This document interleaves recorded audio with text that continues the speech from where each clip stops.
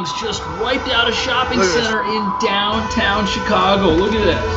What? This is chaos.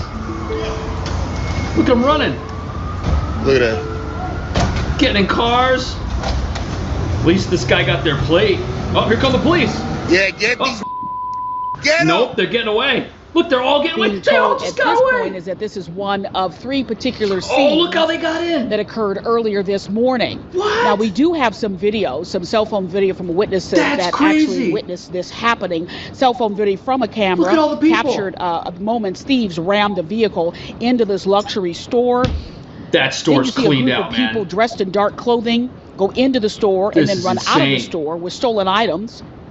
That's when you also notice that there are people that have driven up in other vehicles or those that were already parked. The folks that ran out of the store then jump into those cars and they speed away.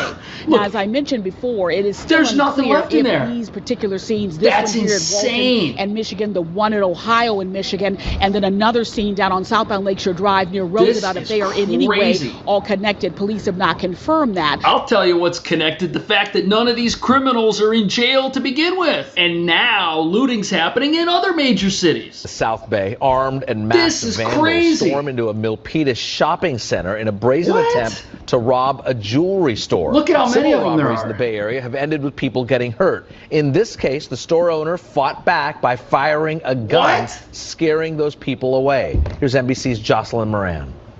Look at this. This is the aftermath left behind after several suspects tried to force their way into fine jewelry in Milpitas. Wonder where they got the idea to do this. People masked and wearing hoodies run into they're a always Milpitas masked. shopping They're center. always wearing hoodies. 2 of them start using it's like the tools uniform to of a smash criminal. the glass windows and doors. Can't tell who they are. The owner and an employee were inside, and the owner they got hammers and pickaxes. You could climb Mount Everest with the tools they got right here, but these guys weren't able to break in because somebody was inside. Family of the owners tell us the store was robbed 2 years ago, and that time the thieves did get away with jewelry. I wonder if it's the same people. The owners did not want to go on camera, but the mayor of Milpitas says she was able to talk with them. This is crazy. She's traumatized, but she said she was going to probably close her business and move somewhere else. She didn't say where. That's the saddest thing ever. If you won't close down these criminal operations by putting these crooks in jail, businesses and the law-abiding, they've got no choice but to go away. And that's too bad. And look, here's the other problem. When police do catch somebody, look at how many cops it takes to get rid of just one criminal. Look, you got an activist here screaming at police. This is in San Francisco, another robbery. You got 2 cops, sirens everywhere, but they've got to be so careful that activists don't jump in or disturb the situation or help that person escape. 3 cops now. 4 cops. 5 cops. This is crazy. The whole force. Shalom. I want to give all praises, honor, and glory to Yahweh, Bahashem, Yahushua, Bahashem, and Kakodash. I want to give double honors to the apostles and elders of Great Millstone, because those are the men who are learned the truth from through the spirit and power of Yahweh, Bahashem, Yahushua. Yahweh is a true name of the God of Israel.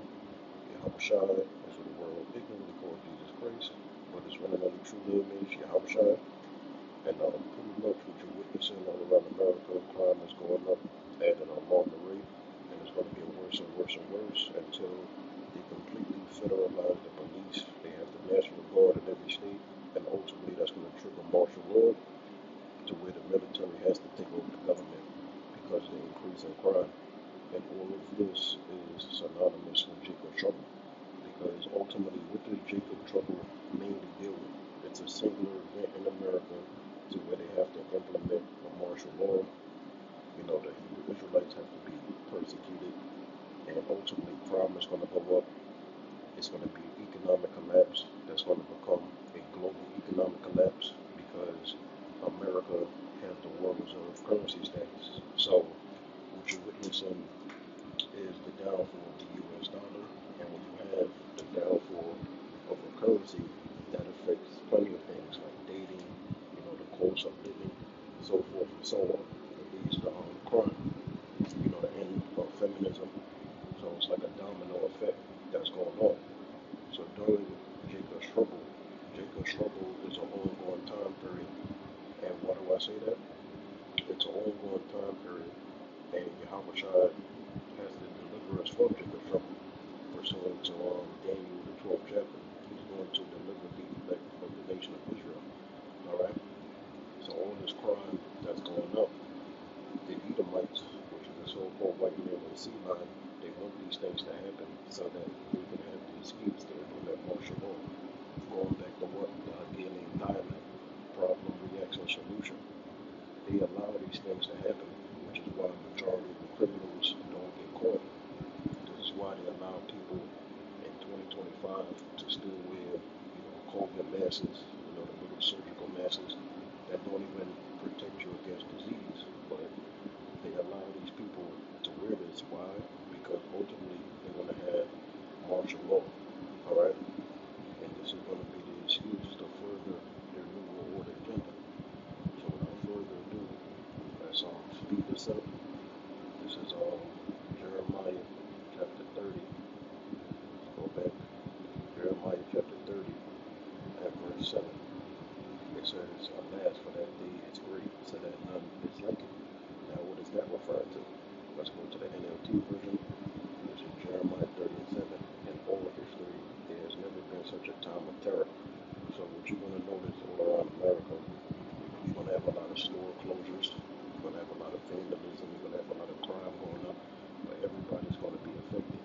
And it's going to be so bad that in all history, you could never compare any time period to this time period, right? It says, it will be a time of trouble for my people Israel. Going back to the word straits, a position of difficulty, because the Israelites is going to be persecuted. And who are the Israelites? The seed line of you so-called Negroes, Hispanics, and Native American Indians. We are the seed of the promise. We are the Israelites, right?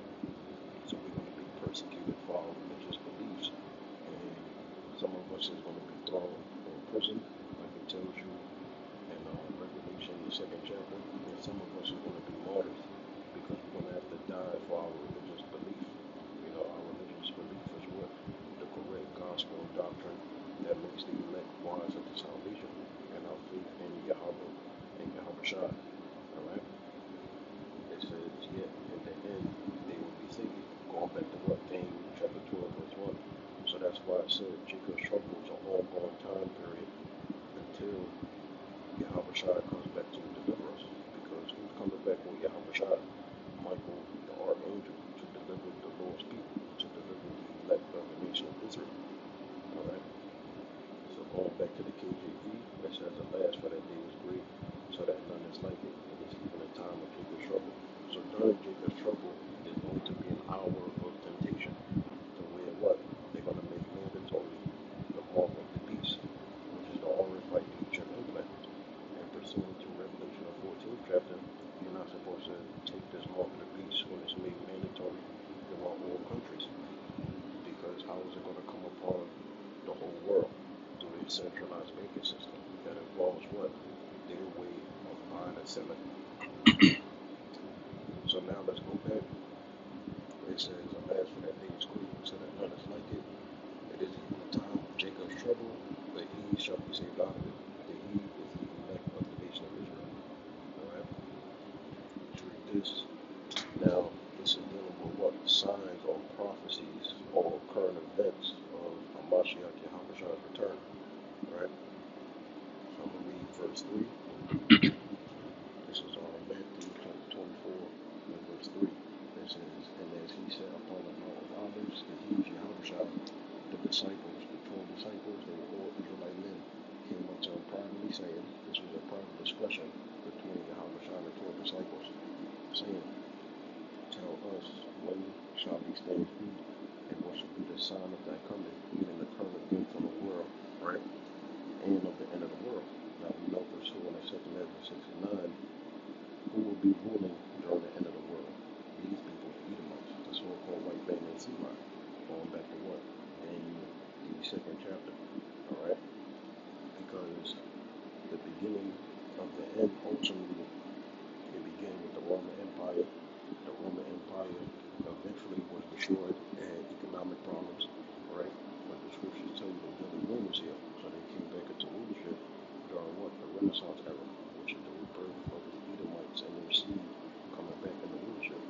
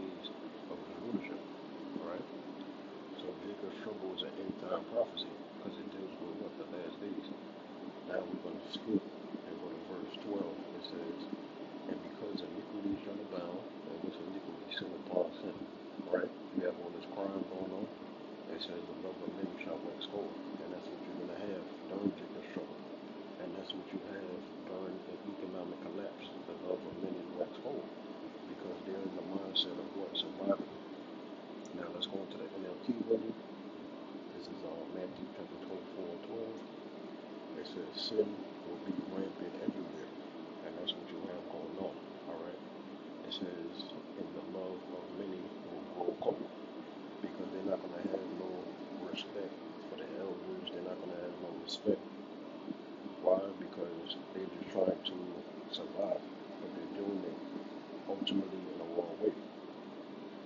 Now let's go here.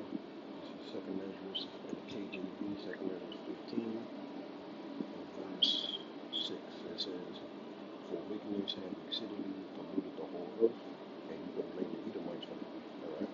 Because they want crime to go up, so that what? They can have the excuse or the reason to implement martial law or federalize the police, right? Or have the National Guard in every state so that they can invoke war curfews. It says, "And their hurtful works are fulfilled." Now let's read that in the GNT version, the Good News Translation.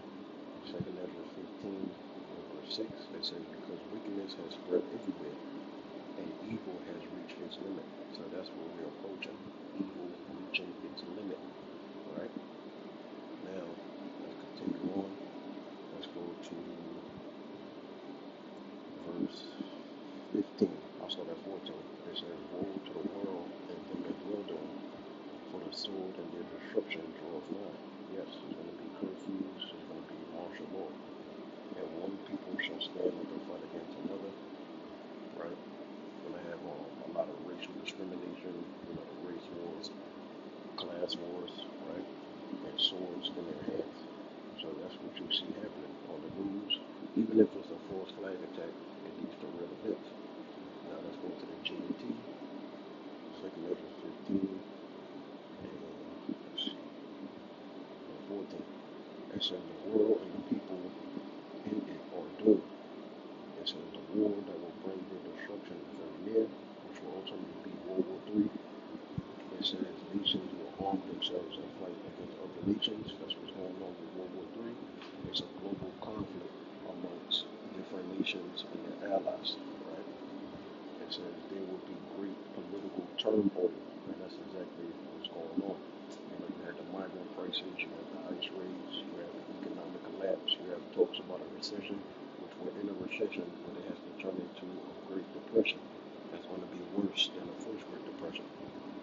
It says one group trying to overpower another and gain control, and that's what we see all around America. It's going to get worse while ignoring the legitimate government, and that's exactly what's going on. There will no longer be free access to cities, and that's what's going to happen. There's going to be curfews, right? Because of all the crime that's going on. Because the struggle for power will bring destruction, terror, and total confusion wherever people live. Yep. It said, driven by famine and terrible suffering, people will assault their neighbors and mercilessly plunder their possessions. And that's what you see with the crime going on. Alright? It's going to lead to martial law. We'll finish it off with this. NLT, this is Isaiah 24:10. "The city of Ricans," I'm probably pronouncing it wrong. Let's get the correct pronunciation. Rides. Ricans. Rides. So it says the city riots in chaos, and that's what's going on. All the vandalism, all the crime going up, right? It says every home is locked to keep out intruders, and that's exactly what you see going on. And what is this affecting? Small businesses. So not only did you have a pandemic that completely destroyed 1/3 of small businesses around America, but even after the pandemic is getting worse, all right? You gotta remember, people go to college, they take time to get the correct licenses, documentation, to get your sales up, to market your brand, your business, and then you have intruders that come and destroy your hard work and tears. So what is that going to lead to? It's going to lead to the unemployment rate becoming sky high. It's going to lead to an increase in crime. They said mobs gathered in the streets crying out for wine, right? Because everybody's miserable. It says joy has turned to gloom, gladness has been banished from the land. And that's exactly what you see going on. And it's going to get worse and worse, right?